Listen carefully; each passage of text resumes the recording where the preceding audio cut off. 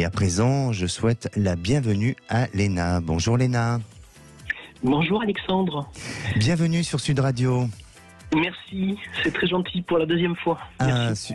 Écoutez, je suis ravi de vous accueillir. Alors, vous nous avez appelé il y a 3 ans et vous étiez en pleine réflexion sur votre transformation et votre identité.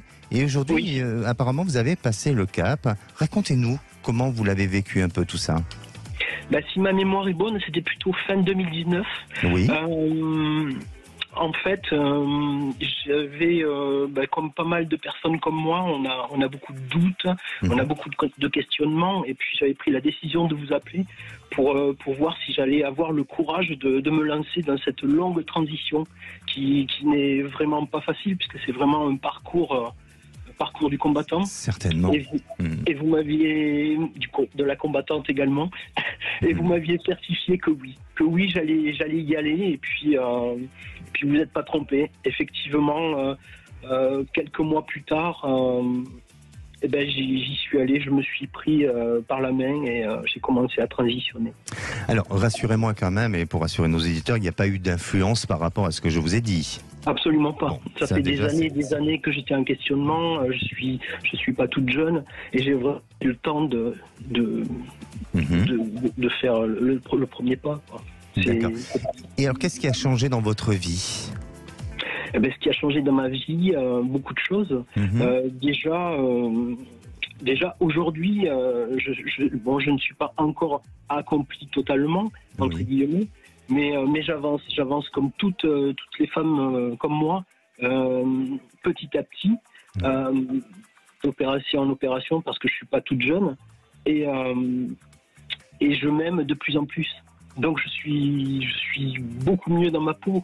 C'est énorme, quoi. Vous voyez ? Vous ne regrettez rien ? Absolument pas. Et si vous auriez eu la possibilité de le faire avant, vous l'auriez fait avant ? C'est mon seul regret. C'est mon seul regret de n'avoir pas eu le courage et la force que je montrais, parce que je montrais un homme viril, fort, qui avait peur de rien, mais en fait j'avais peur de moi, quoi. Pardonnez-moi de cette question peut-être indiscrète, mais cette envie de transformation, de changement d'identité aussi, ça vous est venu à partir de quel âge à peu près ? Alors Alexandre, c'est pas une envie, c'est quelque chose qui vous tombe dessus. Très bien. Et vous ne pouvez pas lutter. Arrivé à un moment, soit vous vous foutez en l'air, ou soit vous vous prenez par les bras et vous avancez. J'aime bien quand vous dites que ce n'est pas une envie, mais c'est quelque chose qui est en nous. C'est pas un choix. C'est pas un choix. Non. C'est toute la différence d'ailleurs. Oui, tout à fait. Et ce choix-là, en tous les cas, est-ce qu'il y a eu à un moment donné une prise de conscience chez vous qui s'est vraiment révélée à une période précise ? Mais je la reniais, je voulais pas l'admettre. Et puis à l'époque, on n'avait pas autant d'informations que maintenant. Donc petit à petit, j'ai eu la chance de converser sur Internet avec d'autres personnes comme moi, et puis de m'apercevoir que je n'étais pas complètement cinglée dans mon coin toute seule. Et voilà, en fait, c'est un travail sur soi et c'est pas évident, mais... Votre témoignage est très courageux en tous les cas. Et aujourd'hui, que puis-je pour vous ? J'aimerais savoir ce qui va se passer pour moi professionnellement, en fait. D'accord. Parce que je suis en reconversion professionnelle actuellement sur une formation d'assistante juridique. D'accord. Que je dois valider en juin 2023. Mais je me pose des questions. Je me demande si vraiment ça va se concrétiser sur ce travail, ou est-ce que je vais rester dans le commerce, ou est-ce que la musique va revenir avec un déménagement en Espagne ou pas. En fait, voilà, je suis un peu perdu professionnellement.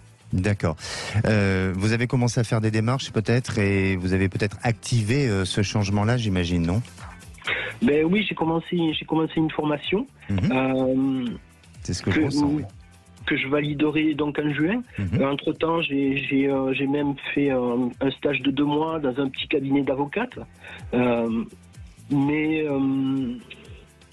voilà, il faut que je valide mes acquis. Exactement.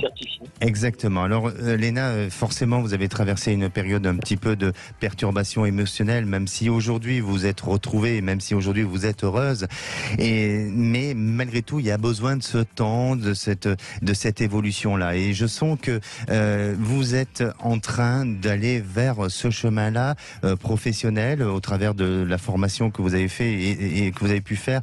Et puis aussi le côté créatif, artistique ressort chez vous. Donc il y a deux aspects qui semblent apparaître. Alors peut-être il y a une activité qui sera aléatoire, qui permettra peut-être d'accompagner ou de nourrir votre passion, et puis le travail plus assistante juridique où là on sera plus dans un investissement ou un statut un peu plus régulier et un peu plus récurrent.